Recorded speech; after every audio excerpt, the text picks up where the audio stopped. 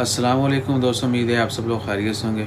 आज 11 अगस्त 2020 मंगल का दिन है। बात करते हैं ओमान में कोरोना केसेस के हवाले से। 263 केस आज रिपोर्ट हुए ओमान में कोरोना के, और टोटल तादाद जो है वो हो चुकी है 82,050।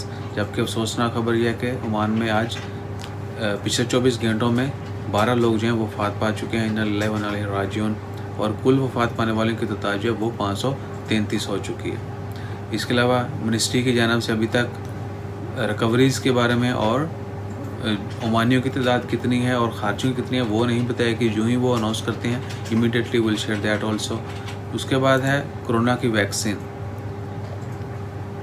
पुतिन रशिया जो है उन्होंने ऑफिशियली अप्रूव कर दिया वैक्सीन, और कहा गया कि 2 माह के ह्यूमन ट्रायल के बाद जो अप्रूव की गई है और वो कारआमद है कोरोना से बचाव के लिए। लेट्स सी के मार्केट में कब अवेलेबल होती है और क्या प्राइस होती है और क्या वो ऑथेंटिक है या जस्ट रशिया के लिए ही बेहतर है।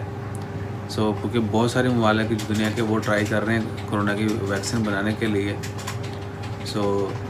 लेट्स होप फॉर गुड कि अगर रशिया ने बना लिया तो इट्स गुड। सभी लोग ट्राई कर रहे हैं। अगर किसी को पहले कामयाबी मिल गई है तो डजंट मीन के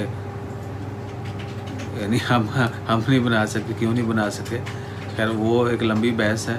रशिया ने बना ली है तो अगर वो वाकया ही कारआमद है कोरोना के वाले से इस मर्ज़ से बचाव के लिए, दैट्स गुड। लेकिन आने वाले वक्त में मज़ीद जो है पता चलेगा कि उसकी प्राइस क्या है और वो कितनी कारआमद है और कब किस किस को अवेलेबल होगी। क्योंकि पूरी दुनिया को चाहिए होगी तो हर मुल्क जो है वो चाहेगा कि हमें पहले मिले। इंशाल्लाह खैर दुआ करें, अल्लाह ताला हम सबको अपनी हिफ्ज़ ईमान में रखे, दुआ में याद रखें, अपना दूसरे अहबाब दोस्त अहबाब सबका ख्याल रखें। जज़ाकल्लाह, अल्लाह हाफिज़।